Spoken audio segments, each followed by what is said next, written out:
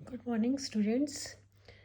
आज मैं आपको चैप्टर 10 स्टार्ट करा रही हूँ। चैप्टर 10 आपका है दैट इज़ द रेंचेस मैं आपको स्टार्ट करा रही हूँ। रेंचेस मैंने जैसे आपको चैप्टर 9 में बताया था, फोर्स इन 3 डायमेंशंस में रेंचेस की डेफिनेशन बताई थी कि हम नेक्स्ट जो चैप्टर करेंगे वो सारा रेंचेस पे बेस है। रेंचेस में मैंने आपको क्या बताया था कि एक सिस्टम ऑफ फोर्स है जिसको हम रिड्यूस कर देते हैं एक सिंगल फोर्स आर और कपल के, जिसकी डायरेक्शन एक्सिस की जो डायरेक्शन है, जिनकी दोनों की डायरेक्शन है वो एक ही लाइन में होती है। तो दोनों आपस में मिलकर एक लाइन के अंदर कन्वर्ट हो जाते हैं और उस लाइन को हम बोलते हैं सेंट्रल एक्सिस।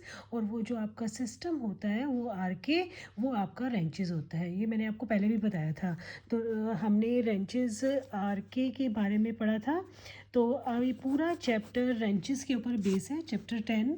तो हम आज चैप्टर 10 स्टार्ट कर रहे हैं। चैप्टर 10 में हमारा फर्स्ट आर्टिकल है to show that a given system of force can be replace by two forces equivalent to the given system in a infinite number of ways। आज मैं आपको इतना ही कराऊंगी। अगला 2 पार्ट है इसके अंदर, दूसरा पार्ट कल ही हम पढ़ेंगे। तो आज सिर्फ फर्स्ट पार्ट मैं आपको कराऊंगी, बुक में से ही करा रही हूँ। साथ साथ बुक में से जो कंसेप्ट नहीं है वो मैं आपको नोटबुक में कराती जाऊंगी, तो आप ध्यान से समझना। हमें क्या दे रखा है कि देखो कि एक सिस्टम ऑफ फोर्स है, सिस्टम ऑफ फोर्स को हम रिप्लेस कर सकते हैं बाय 2 फोर्स से equivalent to the given system in infinite number of way. मतलब हम एक सिस्टम ऑफ फोर्स को 2 फोर्सेस से रिड्यूस कर सकते हैं और उसको रिड्यूस करने के इनफाइनाइट वेज हैं। ठीक है, ये हमें दिखाना है। तो मैं पहले आपको इसका डायग्राम बता देती हूँ। डायग्राम क्या है, डायग्राम ध्यान से समझना। हम क्या करते हैं, हमने लास्ट चैप्टर में बताया था मैंने आपको कि एक सिस्टम ऑफ फोर्स है। लास्ट चैप्टर का पहले रिजल्ट हम यूज़ करेंगे, सिस्टम ऑफ फोर्स। उस सिस्टम ऑफ फोर्स को हमने रिड्यूस किया था, दैट इज़ एक सिंगल फोर्स में, और सिंगल फोर्स आर और कपल ऑफ मोमेंट जी, जिनके बीच का एंगल था थीटा। फिर हमने थ्योरम अप्लाई की थी कि हमने उस सिस्टम ऑफ फोर्स को रिड्यूस कर दिया था एक सिंगल लाइन के अंदर। उस सिंगल लाइन में आपका आर और कपल के लाई करता था। तो हम क्या करेंगे, पहले हमने उस चैप्टर की थ्योरम का यूज़ करके सिस्टम ऑफ फोर्स को एक सिंगल फोर्स के अंदर कन्वर्ट कर लिया। फिर सिंगल फोर्स को हम 2 फोर्स में कन्वर्ट करेंगे। समझ में आया? तो हम क्या करेंगे, हमने एक सिस्टम ऑफ फोर्स को सिंगल फोर्स के अंदर कन्वर्ट कर लिया। तो हमारा सिस्टम हमारा किस टाइप का बन गया, मतलब हमारे पास एक लाइन आ गई, एक लाइन के ऊपर ही हमारा कपल के है और आपका फोर्स आर है। समझ में आया? तो बुक के अकॉर्डिंग मैं आपको बता रही हूँ कि ये जो हमने लिया दैट इज़ जेड एक्सिस के अलोंग है। ठीक है, तो आगे आप बुक में से पढ़ो, आपको कोई भी प्रॉब्लम ना आए। और इस पॉइंट को मैंने ले लिया ओ, यहाँ ओ से मैंने एक परपेंडिकुलर ड्रॉ कर दिया है, ये perpendicular line. Okay, perpendicular line draw की। इस पॉइंट को मैंने ए ले लिया, इस पॉइंट को मैंने बी ले लिया। ये ए जो पॉइंट है मैंने ए डिस्टेंस पे लिया, और जो बी पॉइंट है बी डिस्टेंस पे लिया, और ये ओरिजिन है, इसको मैंने लिख दिया 0 0 0। ओके, अब हमें क्या दिखाना है कि जो रिजल्टेंट आर है उसको आप 2 फोर्स में रिप्लेस कर सकते हो। तो हमने ले लिया कि हम इसके 2 फोर्स हैं, उन फोर्स की वैल्यू निकालनी है और आप उसको इनफाइनाइट नंबर ऑफ वे से रिप्लेस कर सकते हैं। तो मैंने मान लिया कि मैं इन 2 फोर्स को रिजल्टेंट आर को 2 फोर्स से रिप्लेस कर रही हूँ। और वो फोर्स कहाँ लेने हैं आपने, पहले आपको ये समझना है। हमने रिजल्टेंट आर है, इसको हम पहला फोर्स ले लेते हैं। पहला फोर्स हम ले लेंगे जो ये जो हमारा जेड एक्सिस है, जेड एक्सिस के परपेंडिकुलर, मतलब इस प्लेन के अंदर। जैसे आप मेरे को देख रहे हो, जैसे हमारा जिस डायरेक्शन में मेरा पेन है, पेन की डायरेक्शन मतलब इस जो पेपर है, पेपर के परपेंडिकुलर हमने R1 परपेंडिकुलर प्लेन में R1 लिया। बट वो ऐसे है, ऐसे देखो, ऐसे, मतलब ये प्लेन है, इस प्लेन के अंदर मैंने, मान लो ये प्लेन है, यहाँ पे मैंने यहाँ पे ऐसे R1 लिया है। समझ में आया?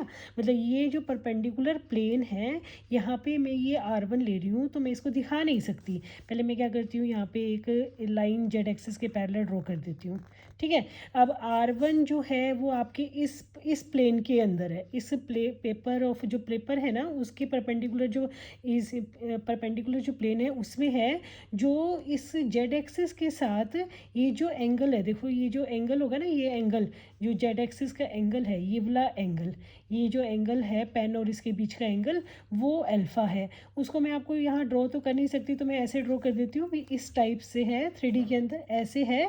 और ये जो एंगल बन रहा है, ये एंगल क्या है आपका अल्फ़ा, और ये आपका है R1। R1 हम ऐसे लेंगे, समझ में आया? ठीक है। और R2 क्या है, R2 फोर्स इसके नीचे है। ये R2 फोर्स क्या होगा, जैसे हमारा जो ये है इसके नीचे की डायरेक्शन में है, नीचे की डायरेक्शन में है, तो R2 फोर्स को मैं कैसे शो करूँगी? R2 फोर्स को मैंने ऐसे दिखा दिया दैट R2 कितने का एंगल बना रही है, दैट इज़ बीटा का। तो आप इसको ध्यान से समझना। पहले देखो हमने क्या किया, R1 फोर्स लिया, जैसे मैं ये दिखा देती हूँ, R1 फोर्स हमने इस परपेंडिकुलर प्लेन में लिया है, इस परपेंडिकुलर प्लेन के अंदर हमने R1 फोर्स लिया। तो मैंने R1 ऐसे ले लिया, जो जेड एक्सिस के साथ ये वाला जो एंगल है, आप देखोगे ये एंगल, ये जो एंगल दिख रहा है यहाँ से लेकर यहाँ तक का एंगल, ये अल्फ़ा है। तो मैंने इसको ऐसे शो कर दिया। जो R2 है वो भी इसी प्लेन के अंदर है, बट वो नीचे की साइड है, तो वो बीटा का एंगल बनेगा। समझ में आया? ओके। तो मैं इसको आपको बुक से बता देती हूँ, बुक से रीड कर देती हूँ एक बार। देखो यहाँ तक पहले हमने क्या किया, let the given system of the wrenches are के, जिसकी सेंट्रल एक्सिस क्या है, ओ जेड है। देखो ओ जेड लाइन है, ठीक है। R is the resultant force along OZ, K is the resistant couple about OZ। Through O हमने एक परपेंडिकुलर लाइन ड्रॉ की, BA perpendicular OZ such that OA आपका A है, OB आपका B है। एज्यूम, और ये जो लाइन मैंने ली है, और ये जो AB लाइन है वो आपकी एक्स एक्सिस है, AB लाइन आपकी एक्स एक्सिस है, और ये जेड है। वाई एक्सिस क्या है, परपेंडिकुलर। परपेंडिकुलर को आप ड्रॉ तो कर नहीं सकते, तो मैंने इसको नीचे की साइड ऐसे दिखा दिया, ये आपकी वाई एक्सिस है। जो आपने R1 R2 लिए हैं वो आपका वाई मतलब कि वाई एक्सिस प्लेन में है, वाई एक्स और वाई प्लेन के अंदर है। ये जो हमारा जो मैंने पेपर का प्लेन लिया, ये जेड एक्स प्लेन है। जेड एक्स प्लेन के परपेंडिकुलर में आपका R1 और R2 है। R1 ऊपर की साइड है, R2 आपका नीचे की साइड है। R1 जेड के साथ अल्फ़ा का एंगल बना रही है, R2 जेड के साथ बीटा का एंगल बना रही है। समझ में आया? ठीक है। अब हम क्या करते हैं, हमने रिजॉल्व करना है। रिजॉल्व करने के लिए पहले क्या करते हैं, इस R1 के कंपोनेंट निकालते हैं। आप देखो R1 के कंपोनेंट निकालोगे, मैंने आपको पहले बताया था कि R1 ये जैसे ये एंगल है, ये वाला एंगल बन रहा है हमारा, R1 कोस अल्फ़ा है, जिसके साथ एंगल बनता है वो आप ले लेते हो R1 कोस अल्फ़ा। जिधर एंगल बनता है वो R1 कोस अल्फ़ा हो गया, और उसके परपेंडिकुलर R1 साइन अल्फ़ा। तो हम R1 के कंपोनेंट निकालते हैं, मैं यहाँ पे लिख देती हूँ, component of R1, component of R1 के कंपोनेंट निकालते हैं। तो आप ये देखोगे कि एक्स एक्सिस में तो R1 का कंपोनेंट ज़ीरो ही है, और वाई एक्सिस में हम देखते हैं कि R1 कोस अल्फ़ा जो आया है आपका जेड एक्सिस में आया है। R1 साइन अल्फ़ा, देखो मैंने R1 को जब हमने डिवाइड किया तो R1 कोस अल्फ़ा इधर आ जाएगा, R1 साइन अल्फ़ा इसके परपेंडिकुलर, परपेंडिकुलर क्या है, वाई एक्सिस, तो R1 sine alpha Y axis में हो गया, R1 कोस अल्फ़ा आपका जेड एक्सिस में हो गया। तो हमारे तीन कंपोनेंट्स हो गए, कंपोनेंट हो गए R1 के, ज़ीरो एक्स एक्सिस में, ये वाई एक्सिस में, ये जेड एक्सिस में। ऐसे ही हम कंपोनेंट ऑफ R2 निकालते हैं।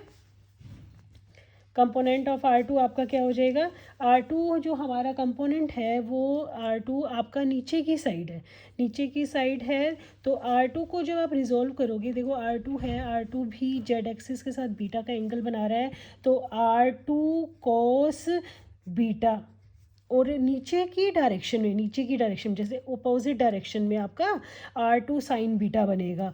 तो अगर हमारा वाई एक्सिस ऊपर की डायरेक्शन में है और R2 साइन बीटा नीचे की डायरेक्शन में, अगर हम इसको ऊपर की डायरेक्शन में दूँ तो साइन को माइनस कर दूँगी, तो आपके कंपोनेंट्स क्या आ जाएंगे, देखो एक्स एक्सिस में तो आ गया ज़ीरो, वाई एक्सिस में हो गया माइनस का R2 साइन बीटा, और जेड एक्सिस में हो गया R2 कोस बीटा। तो मेन स्टूडेंट्स यही समझने का है, ये कंपोनेंट, अगर ये कंपोनेंट आपको समझ में आ जाते हैं तो थ्योरम इजी है। तो यहाँ तक आप दोबारा से देखो एक बार, यहाँ पे हमने क्या किया, देखो इस कंपोनेंट्स को दोबारा से समझ लो। हमारा जो R1 है, R1 जेड एक्सिस के साथ अल्फ़ा का एंगल बना रहा है, तो आप उसको कैसे रिजॉल्व करेंगे, जहाँ पे आपका एंगल बनता है वो आपका कोस अल्फ़ा होता है, उसके परपेंडिकुलर इसका बाहर की तरफ होगा, ऐसे ले लिया मैंने बाहर की तरफ। तो यहाँ इस डायरेक्शन में R1 साइन अल्फ़ा है, ठीक है। तो मैं उसको यहाँ पे लिख दूंगी, मतलब परपेंडिकुलर डायरेक्शन क्या है, वाई एक्सिस में आपका है R1 साइन अल्फ़ा, एक्स में तो है ही नहीं, तो कंपोनेंट ऑफ R1 क्या हो गया, एक्स एक्सिस में 0 और वाई एक्सिस में R1 साइन अल्फ़ा और जेड एक्सिस में हो गया R1 कॉस अल्फ़ा। ऐसे ही कंपोनेंट ऑफ R2 निकालते हैं। R2 अब क्या है आपका, नीचे की तरफ है, इस पेपर से नीचे की तरफ, बट वो जेड एक्सिस के साथ बीटा का एंगल बना रहा है, तो जेड एक्सिस के साथ तो R2 कॉस बीटा रहेगा, बट जो R2 साइन बीटा है वो आपका नीचे की तरफ है, बट वाई एक्सिस आपके ऊपर की तरफ है, इसलिए R2 साइन बीटा को अपोजिट डायरेक्शन में लेने के लिए मैंने यहाँ पे नेगेटिव साइन लिया। समझ में आया। तो आपका टोटल कंपोनेंट क्या हो जाएगा, टोटल कंपोनेंट अगर मैं एक्स एक्सिस के अलोंग का टोटल कंपोनेंट निकालती हूँ तो एक्स एक्सिस के अलोंग तो टोटल कंपोनेंट हो गया 0, और वाई एक्सिस के अलोंग टोटल कंपोनेंट हो गया R1 साइन अल्फ़ा माइनस में R2 sine beta, Z axis के अलोंग हो गया R1 कोस अल्फ़ा प्लस में R2 कोस बीटा। अब ये तो हमने क्या किया था, हमारा देखो स्टार्टिंग क्या थी, हमने किसको रिजॉल्व किया, आर को, आर किसके अलोंग है, जेड एक्सिस के अलोंग, तो जेड एक्सिस के अलोंग जो आपका कंपोनेंट आया है that is R1 cos alpha R2 cos beta, ये जेड एक्सिस के अलोंग है। वाई एक्सिस के अलोंग कुछ भी हमारा इनिशियल नहीं दे रखा था, तो ये आपका हो गया 0। तो आपके पास ये दो इक्वेशन आ गई, इसको ले लिया इक्वेशन नंबर 1 और इसको ले लिया इक्वेशन नंबर 2। ये इक्वेशन देखा स्टूडेंट, बुक में एज इट इज़ लिखी हुई है, मतलब कुछ समझा नहीं रखा, तो मैंने आपको समझा दिया कि एक्स एक्सिस आप कैसे रिजॉल्व करोगे, तो ये आपके पास ये दो इक्वेशंस आ जाएंगी, ठीक है, ओके। उसके बाद हम लेते हैं मोमेंट्स। मोमेंट, टोटल मोमेंट हमारा क्या है, के किस डायरेक्शन में है, जेड एक्सिस में। ऐसे ही हम मोमेंट निकालेंगे, मोमेंट ऑफ R1 निकालते हैं। आपको मैंने चैप्टर नंबर 9 के अंदर बताया था कि मोमेंट आप कैसे निकालते हो, मोमेंट ऑफ R1 निकालते हैं तो उसके लिए हम एक डिटर्मिनेंट बनाते हैं, डिटर्मिनेंट में पहले हम IJ के लिखते हैं, फिर R1 के मोमेंट निकालने हैं तो उसका पॉइंट जहाँ से वो पास हो रहा है, तो ये पॉइंट देखो स्टूडेंट क्या हो जाएगा, A0 0, तो पॉइंट आपका हो गया A0 0। और उसके बाद आपकी component of R1, component of R1 की बात करूँ तो 0 R1 साइन अल्फ़ा और यहाँ पे हो गया R1 कॉस अल्फ़ा। तो अब मैं इसको लिख लेती हूँ, that is I cross multiply किया 0 प्लस J, तो इसको क्रॉस मल्टीप्लाई किया, माइनस जे होता है, sorry minus J, that is AR1 cos alpha plus में के AR1 साइन अल्फ़ा। तो मैं इसको कंपोनेंट फॉर्म में लिखती हूँ, तो आप देखोगे एक्स एक्सिस के अलोंग कंपोनेंट हो गया 0, वाई एक्सिस के अलोंग हो गया माइनस AR1 कोस अल्फ़ा और जेड एक्सिस के अलोंग हो गया AR1 साइन अल्फ़ा। तो ये आपके आगे moment of couple R1 couple के जो कंपोनेंट्स है वो हमने फाइंड आउट कर लिए, ठीक है।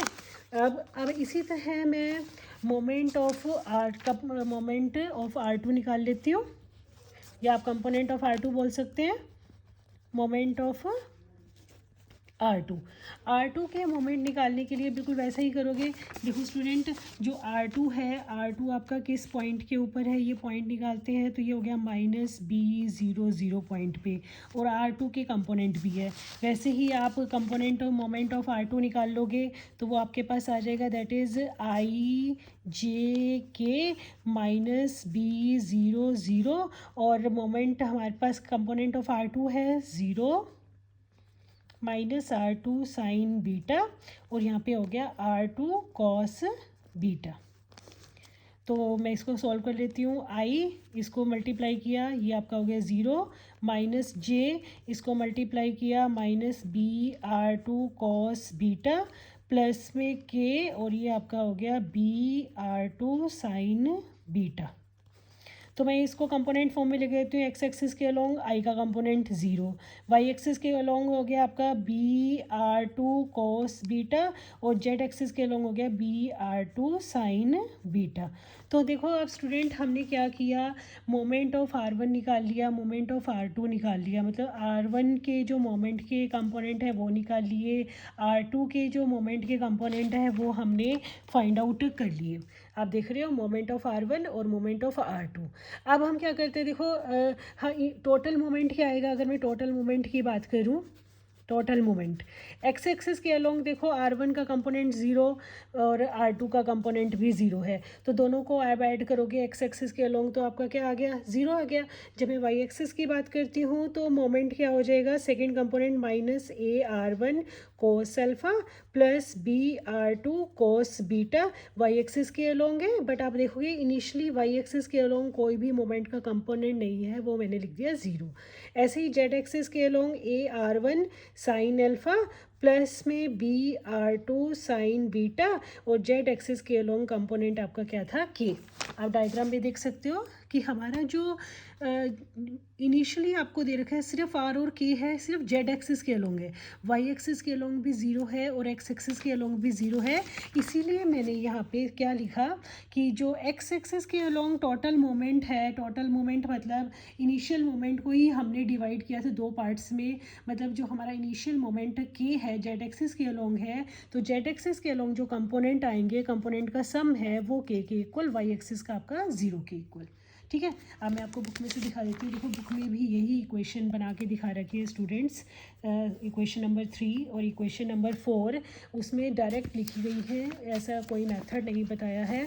तो आपको क्या करना है, इसी मेथड को फॉलो करना है, जिससे आपके पास आप देखोगे कि जो मैंने इक्वेशंस निकाली that is minus AR1 cos alpha plus BR2 cos beta, तो इन्होंने इक्वेशन नंबर वो 4 दे दी, और इक्वेशन नंबर 4 है, और जो दूसरी इक्वेशन निकली है वो इक्वेशन नंबर 3। तो इस तरह आप इक्वेशंस निकाल सकते हो। अब हमने, अगर आपको यहाँ तक समझ में आ जाता है, उसके बाद तो सिर्फ कैलकुलेशन वर्क है, वो मैं आपको बुक में से ही बता देती हूँ। हमने क्या किया, इक्वेशन नंबर 4 का यूज़ किया। 4 में आप क्या करते हो, जो 0 वाला है पहले उसका यूज़ करते हैं, ये माइनस का है, देखो माइनस वाले को इस साइड ले गई और AB से दोनों को डिवाइड कर दिया, अभी कह सकते हो, या आप ऐसे भी लिख सकते हो। देखो स्टूडेंट यहाँ पे हमारे पास क्या हो गया, AR1 cos alpha equal to BR2 cos beta, आप AB से डिवाइड कर दिया, तो यहाँ ए देखोगे A से A कट गया, यहाँ B से B कट गया, आपकी बस ये इक्वेशन आ जाएगी। फिर क्या किया, इन दोनों इक्वेशन को ऐड कर दिया, मतलब हमने 1 मल्टीप्लायर्स चूज़ कर लिए।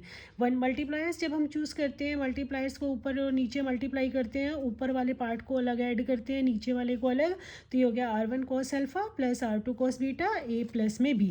अब आप देखोगे R1 cos alpha plus R2 cos beta, equation number 1 से आपका R बन रहा है, तो मैंने वो वहाँ पे पुट कर दिया, तो ये हो गया R A प्लस में B। तो फर्स्ट और लास्ट मेंबर का यूज़ करके R1 कोस अल्फ़ा आपका आ गया BR अपॉन में AB। सेकेंड और लास्ट का यूज़ करके R2 कोस बीटा आपका आ गया AR अपॉन में AB। तो यहाँ से हमने इसको दी थी इक्वेशन नंबर 5, इसको दी थी इक्वेशन नंबर 6। ऐसे ही इक्वेशन नंबर 2 का मैंने यूज़ करके R1 sine alpha equal to R2 sine beta है, तो R1 sine alpha equal to R2 sine beta ले लिया। हमने क्या किया, A से मल्टीप्लाई A से डिवाइड, B से मल्टीप्लाई B से डिवाइड, कोई फ़र्क नहीं पड़ेगा, फिर दोनों के 1 मल्टीप्लायर्स यूज़ किए और दोनों को ऐड कर दिया। आप देखोगे इक्वेशन नंबर 3 का यूज़ करके, 3 में क्या है, AR1 sine alpha plus BR2 sine alpha आपका K है, यहाँ से ये K पुट कर दिया, तो ये होगा K A प्लस में B। तो R1 sine alpha K upon में AB हो गया, R2 साइन अल्फ़ा मतलब फर्स्ट और लास्ट का यूज़ किया, सेकेंड और लास्ट का यूज़ किया, तो आपके पास ये आ गया। तो ये बन गई इक्वेशन नंबर 7 और 8। अब हम क्या करेंगे, 5 6 7 8 4 इक्वेशंस आ गए हमारे पास। हम क्या करेंगे 5 और 7 की स्केयरिंग करके ऐड कर देंगे क्योंकि दोनों अल्फ़ा वाली हैं। दोनों अल्फ़ा वाली इक्वेशन को ऐड किया तो cos square alpha plus sine square alpha 1 हो जाता है। तो R1 स्केयर इक्वल टू दोनों की स्केयरिंग करके ऐड कर दिया और 7 और 5 का यूज़ किया और दोनों को आप डिवाइड करोगे तो 10 अल्फ़ा आ जाएगा। तो R1 स्केयर की वैल्यू आ गई, 10 अल्फ़ा की वैल्यू आ गई। ऐसे ही इक्वेशन नंबर 6 और 8 बीटा में है। 6 की स्केयरिंग 7 की स्केयरिंग करके ऐड कर दिया तो आपके पास R2 स्केयर आ जाएगा और आपके पास 10 बीटा की वैल्यू आ जाएगी। तो हमने क्या किया, एक सिंगल फोर्स R को दो फोर्स में डिज़ोल्व कर दिया R1 और R2 के अंदर, जिसकी हमने वैल्यू कैलकुलेट कर ली। ठीक है।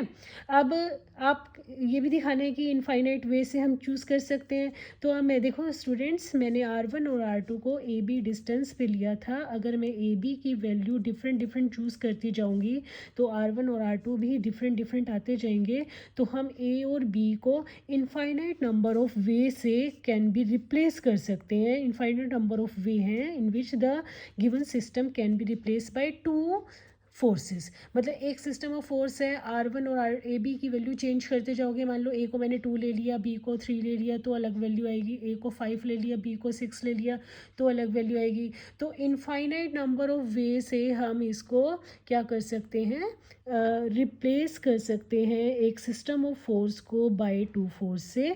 तो स्टूडेंट्स आप इसको ध्यान से पढ़ें और इसको ध्यान से देखें। तो ये आपका फर्स्ट पार्ट था। तो आज के लिए आपका इतना ही सफिशेंट है।